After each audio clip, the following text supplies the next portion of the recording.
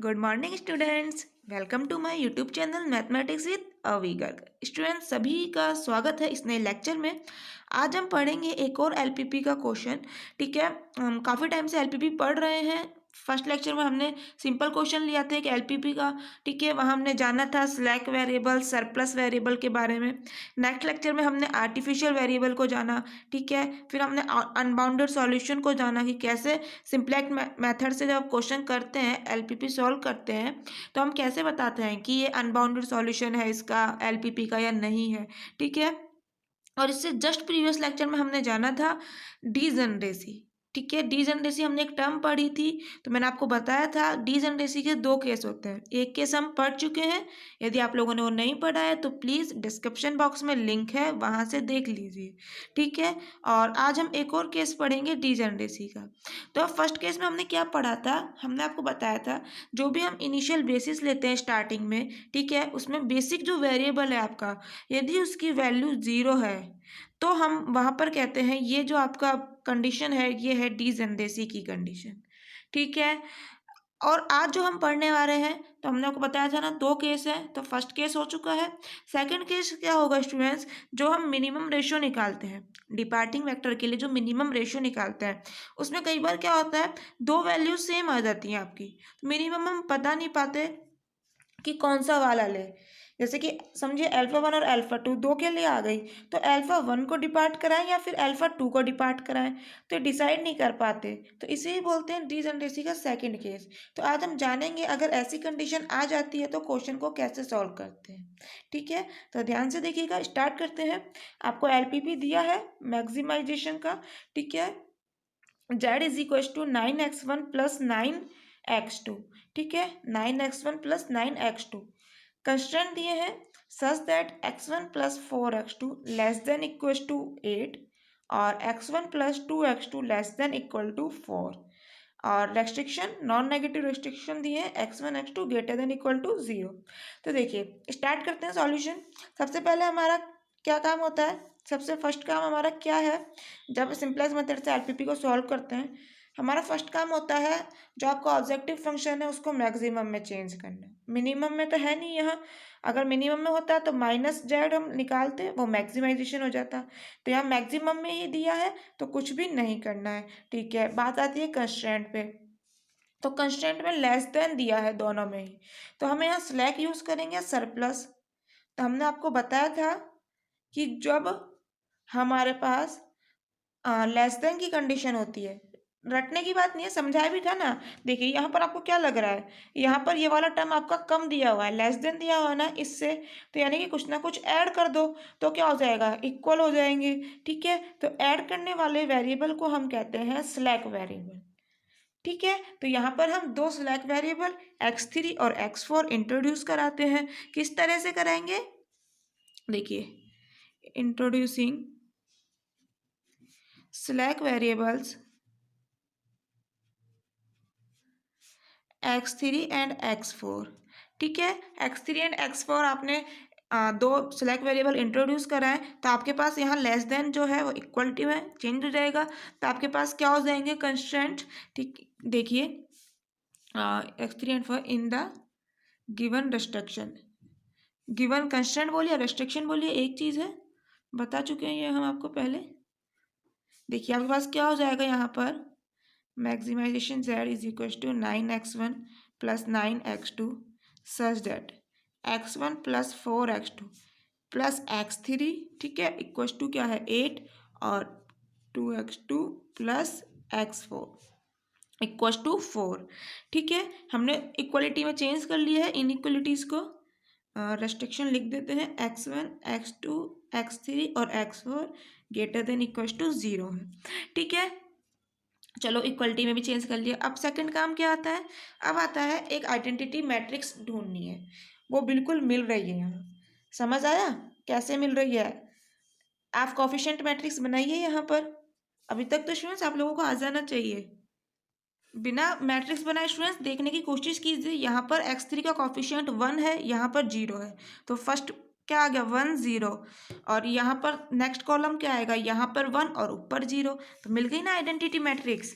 तो identity matrix मिल गया, इसका मतलब क्या है, हमें क्या मिल गया, इनिशियल बेसिस मिल गई। ठीक है, समझ आ रहा है। देखिए कोफिशिएंट मैट्रिक्स बनाइए, कोफिशिएंट मैट्रिक्स बना के देखिए क्या आपको समझ आ रहा है, बनाने की कोशिश कीजिए स्टूडेंट्स। देखिए हमने पहले भी बनाई थी coefficient matrix A is equal to, coefficient लिखना है, x1 का कोफिशिएंट 1 है, यहाँ भी 1 है, तो 1 1 4 2, यहाँ पर x3 का कोफिशिएंट 1 है, यहाँ कुछ भी नहीं है, इसका मतलब 0, और इसी तरह से x4 के लिए। तो ये आपके पास मिल चुकी है आइडेंटिटी मैट्रिक्स I2, यानी कि इनिशियल बेसिस हमें मिल चुकी है। ठीक है, यहाँ हम इस फर्स्ट कॉलम को α1 कह रहे हैं, सेकंड कॉलम को α2, इसी तरह से α3 और α4। तो इनिशियल बेसिस आपको क्या मिल चुकी है, initial basis B is equal to हमारे पास हैगी α3 और α4, जो आपके आइडेंटिटी मैट्रिक्स बनाते हैं ना, वही इनिशियल बेसिस में आते हैं। ठीक है, तो अब फर्स्ट सिंप्लेक्स टेबल बना दीजिए, फर्स्ट सिंप्लेक्स टेबल। डिजनरेसी का केस अभी आने वाला है स्टूडेंट्स, समझ आएगा बिल्कुल आप लोगों को। देखिए CB B XB इसी तरह से हमने बनाते हुए आए हैं अभी तक, जो भी हमने क्वेश्चन करे हैं। क्लियर। देखिए अब यहाँ ऊपर क्या आता है CJ, यहाँ पर क्या आते हैं Y1 Y2 Y3 और Y4, 4 ही वेरिएबल अपने पास। CJ में क्या आता है आपका जो Z है। ठीक है, Z में देखिए हम चेंज करना भूल गए, यहाँ पर आपके पास x3 और x4 क्या है, स्लैक वेरिएबल। तो स्लैक वेरिएबल की कॉस्ट क्या होती है, 0, बताया था आपको। तो 0x3 plus 0x4। Artificial variable की क्या होती है स्टूडेंट्स, -m कॉस्ट, है ना, बताया था।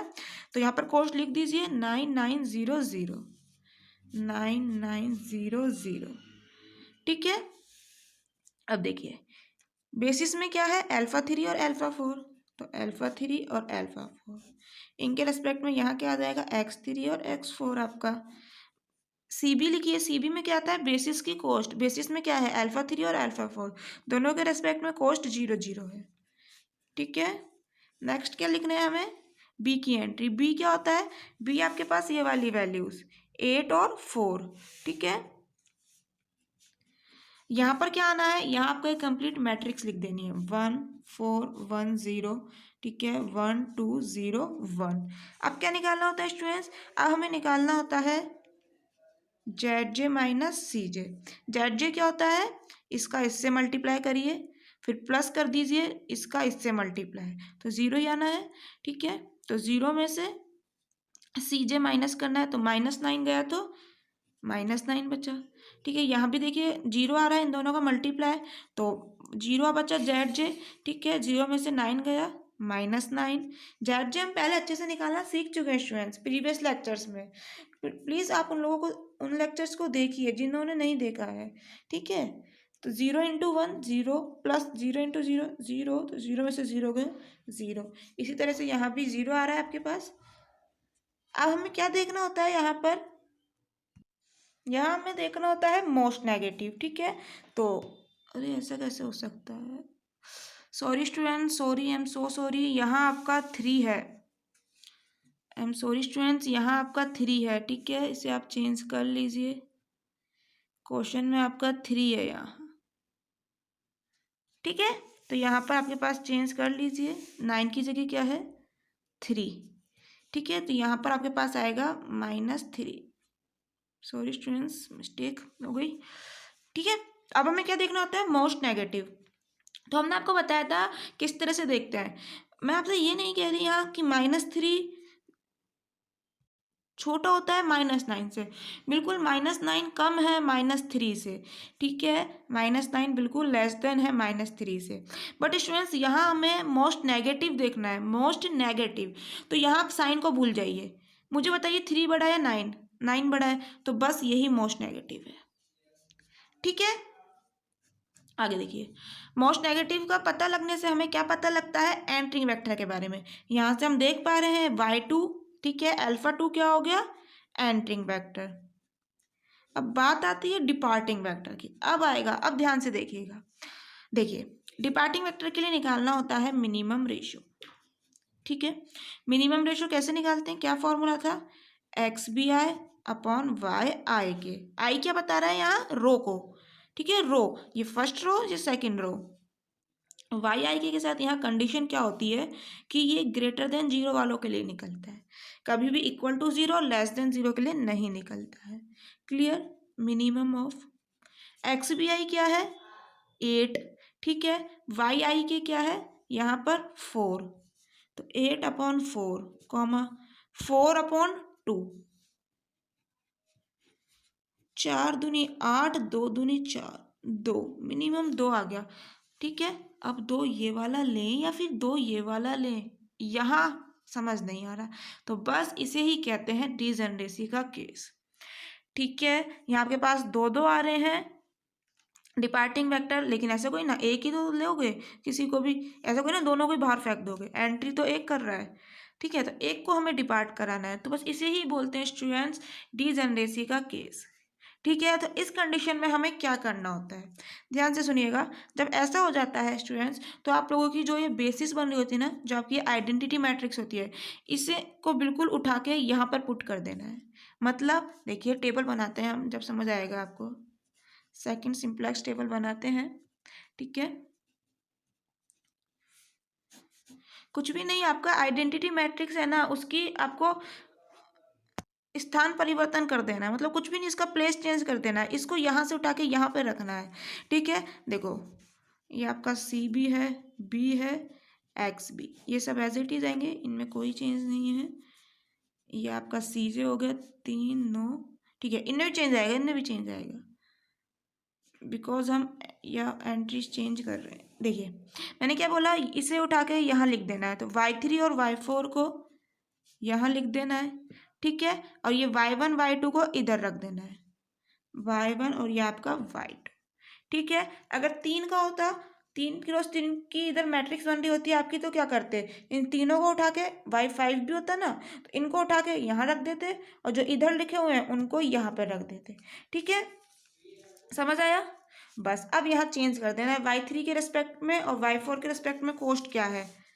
0 0, और इनके रेस्पेक्ट में 3 और 9, तो बस यहाँ चेंज कर दो, ये 0 0 3 और 9।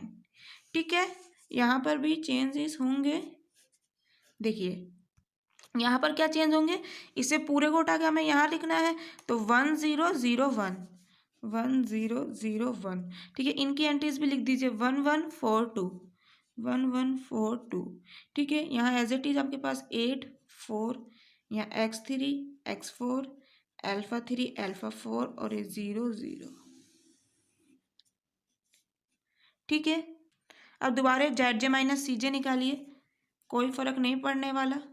देखिए इसको इससे मल्टीप्लाई करेंगे 0, इसको इससे मल्टीप्लाई करा 0, 0 में से 0 गए 0। इसी तरह से यहाँ भी, यहाँ क्या आएगा 0, इसका इससे मल्टीप्लाई 0 -3, यहाँ -9।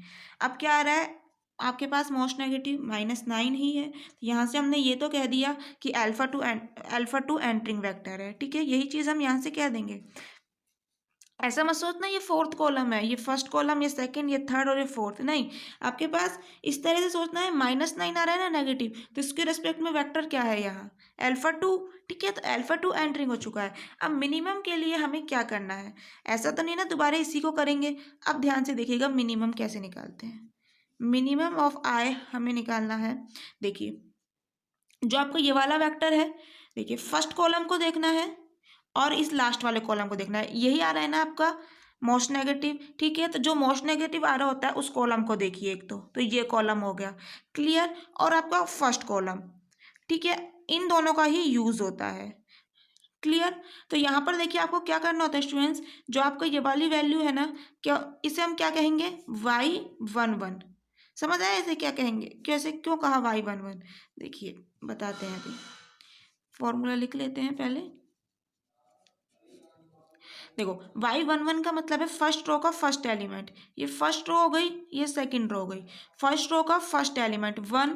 ठीक है, तो ये y11 अपॉन y14 का मतलब, y14 का मतलब होगा स्टूडेंट्स फर्स्ट रो का फोर्थ कॉलम, तो ये फर्स्ट रो का ये रहा फोर्थ कॉलम।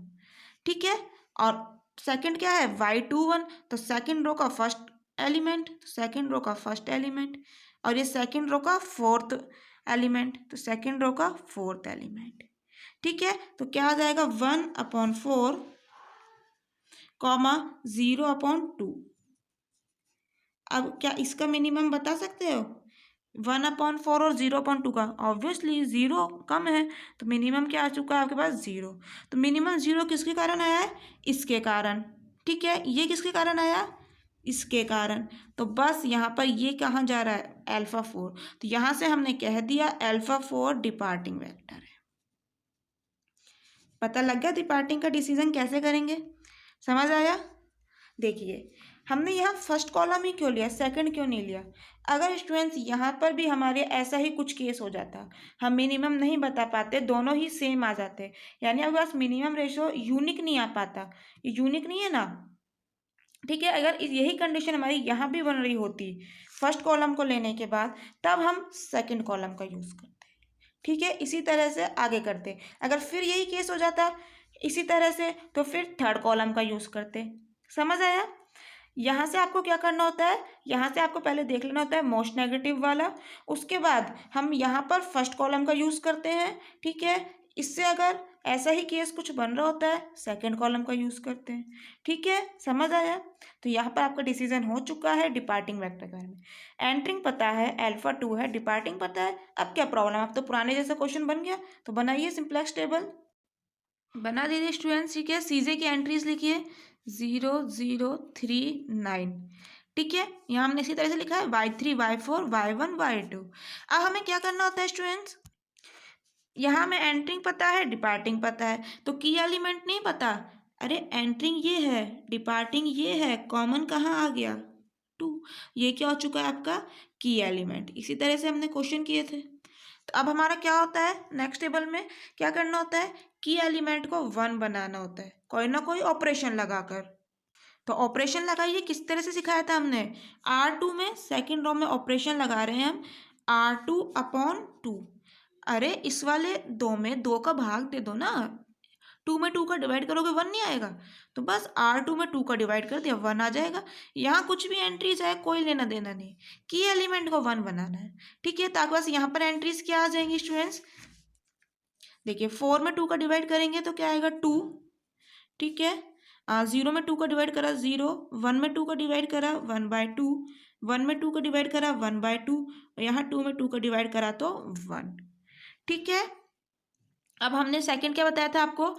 की एलिमेंट के ऊपर वाले को बनाना होता है 0, तो 4 में से 4 को माइनस कर दो 0 बन जाएगा। बट ऐसे कोई ना माइनस करना है, ऑपरेशन लगाना है।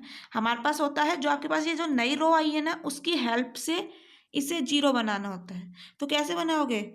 R1 में ऑपरेशन लगा दीजिए, R1 माइनस 4 में से माइनस कर दो 4R2 न्यू, R2 न्यू नई वाली रो, यहाँ पर करके देखो ना, R1 में ऑपरेशन लगा रहे हो, R1 यानी कि 4 minus 4, R2 new, R2 new क्या है 1, तो 4 में से 4 गया 0। बनी कि नहीं बनी? बन गई। इसी तरह से अब हम पहले भी तो क्वेश्चन करे हैं, आप लोगों को अब तो प्रैक्टिस होगी होगी। तो ये हो चुका है 0। अब इनमें कुछ भी चेंजेस है कोई मतलब नहीं, यहाँ 0 बनाना था हमें, तो बस तो यहाँ की वैल्यूज निकाल दीजिए। अब यहाँ क्या एंट्री आएगी? तो R1 यानी कि 1 माइनस 4, R2 न्यू, यहाँ पर क्या है 1/2, तो 2 2 ज़ा 4, 1 माइनस 2 -1। क्लियर? नेक्स्ट देखिए 0, तो R1 की जगह 0 लिखिए, 0 माइनस 4, R2 न्यू वो क्या है 1/2, तो 2 2 ज़ा 4 -2। ठीक है, यहाँ एंट्री निकालिए 1, तो 1 माइनस 4, R2 न्यू यानी कि 0, तो 1 में से 0 गए 1 ही बचा। यहाँ क्या है 8, तो आपके पास क्या आ जाएगा 8 माइनस 4, R2 न्यू यानी कि 2, तो 8 में से 8 गया 0। समझ आया? 4 दूनी 8, 8 में से 8 गया 0। तो ये हमारे पास आ चुकी है एंट्रीज, टेबल में लिख देते हैं। लिख दीजिए स्टूडेंट्स, क्या एंट्रीज आई है? 0 2, ठीक है, 1 0, -2 1/2, -1 1/2, और 0 1। ठीक है स्टूडेंट्स, इन एंट्रीज में गड़बड़ मत कर दीजिएगा। मैं आपसे फिर वही बात कहूँगी, अगर पूरा क्वेश्चन आपको आता है, मेथड आता है, अगर इनमें कैलकुलेशन में गड़बड़ कर दी ना तो पूरा क्वेश्चन गलत हो जाएगा, कोई मतलब नहीं रहेगा। जो भी आपको आता है कोई मतलब नहीं, क्योंकि कैलकुलेशन ही आपने गलत कर दी। तो इसलिए इन्हें प्लीज़ ध्यान से कीजिएगा, ठीक है। यहाँ पर हम एंट्रीज लिख लेते हैं। क्या करना था हमें यहाँ, α4 को डिपार्ट कराना था और α2 को एंटर। तो क्या आ जाएगा, α3 और α2 लिख दीजिए इधर, α3 और α2, x3 x2। बेसिस की कॉस्ट लिखिए, α3 की कॉस्ट क्या है आपके पास 0, α2 कॉस्ट क्या है 9, ठीक है। दोबारा ZJ माइनस CJ निकालिए, ZJ क्या होगा 0 इंटू 1, 0 ही हो चुका है, प्लस क्या करोगे 9 इंटू 0, तो ये भी 0, तो 0 माइनस 0 0, क्लियर। यहाँ देखिए 0 इंटू -2 0 हो चुका है, और 9 इंटू 1/2 9/2, तो आपके पास क्या आ चुका है 9/2 माइनस 0, तो यानी कि 9/2, ठीक है। यहाँ देखिए इसको 0 से मल्टीप्लाई करा, 0 ही आ गया है। 9 को 1/2 से मल्टीप्लाई करा तो 9/2, तो 9/2 माइनस CJ यानी कि -3, तो 9/2 -3 कीजिए, क्या आएगा 9/2 -3, 2 तिया 6, 9 माइनस 6 3/2, ठीक है, लिख दीजिए। यहाँ देखिए 0 इंटू 0 0 हो गया है, 9 1 जा 9, 9 में से 9 गया 0। तो यहाँ आप देख पा रहे हैं कुछ भी कोई भी एंट्री नेगेटिव नहीं है, यानी कि all ZJ minus CJ greater than equal to 0, ठीक है। ये क्या है Z1 माइनस C1, ये क्या है Z2 माइनस C2। यहाँ J क्या बता रहा है, यहाँ आपका J बता रहा है कॉलम को, जिस तरह से वहाँ I बताता है रो को, यहाँ J बता रहा है कॉलम को, ठीक है। तो सारे आपके पास ग्रेटर देन इक्वल टू 0 आ चुके हैं, इसका मतलब ऑप्टिमल सॉल्यूशन आपको मिल चुका है। तो लिख दीजिए therefore optimal solution is x3 is equal to 0, ठीक है, और x2 इज इक्वल टू 2। तो आपके पास क्या आ चुका है x1 is equal to 0, x1 आपका नहीं है ना टेबल में, इसका मतलब x1 की वैल्यू 0 और x2 की वैल्यू 2। तो ऑप्टिमल सॉल्यूशन मिल चुका है।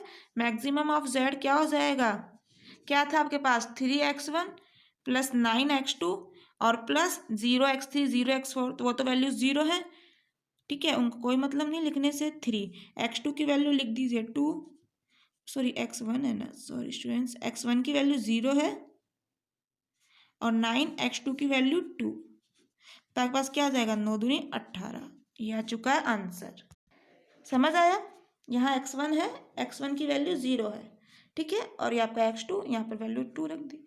तो ऑप्टिमल सॉल्यूशन मिल चुका है, और कुछ भी चेंज नहीं था स्टूडेंट्स, बिल्कुल और क्वेश्चनों की तरह ही था, बस यहाँ हमें नया केस पढ़ना था दी जनरेसी का, इसलिए थोड़ा सा इंपॉर्टेंट था क्वेश्चन, ठीक है।